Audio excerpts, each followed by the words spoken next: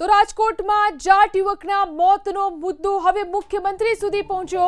રાજસ્થાનના પૂર્વ મંત્રી રામલાલ જાટે મુખ્યમંત્રીને રજૂઆત કરી છે। ગોંડલથી ગુમ જાટ યુવાનના મોતની તપાસ કરાવવાની તેમણે માંગ કરી છે। તો જે રીતે જાટ યુવકનું શંકાસ્પદ મોત થયું હતું, શંકાસ્પદ મોતના કેસમાં સીબીઆઈ તપાસની માંગ કરવામાં આવી રહી છે। રાજકોટમાં જાટ યુવકના મોતનો મુદ્દો હવે मुख्यमंत्री સુધી પહોંચ્યો।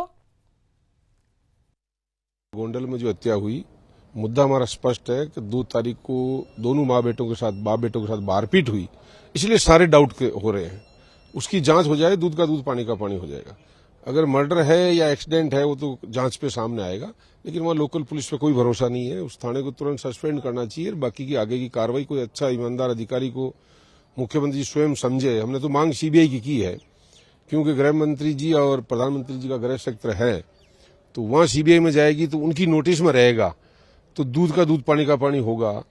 लेकिन उम्मीद नहीं है, फिर भी आज मुख्यमंत्री जी ने भरोसा दिलाया कि मैं अच्छे अधिकार से जांच करूंगा। स्वयं आप लोग मुझसे अगर कोई डाउट लगे तो वापस आके मिलना, तो इसलिए हम भरोसा करके जा रहे हैं।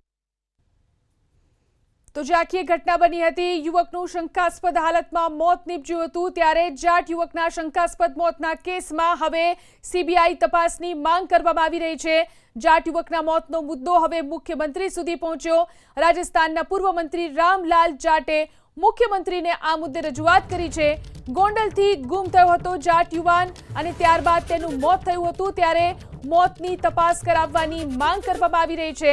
જાટ યુવકના શંકાસ્પદ મોતના કેસમાં સીબીઆઈ તપાસની માંગ કરવામાં આવી છે। આ સાથે જ પોલીસની કામગીરી ઉપર પણ સવાલ ઉઠાવ્યા છે અને સીબીઆઈ તપાસ કરવામાં આવે આ કેસની અંદર તેવી માંગ કરવામાં આવી રહી છે।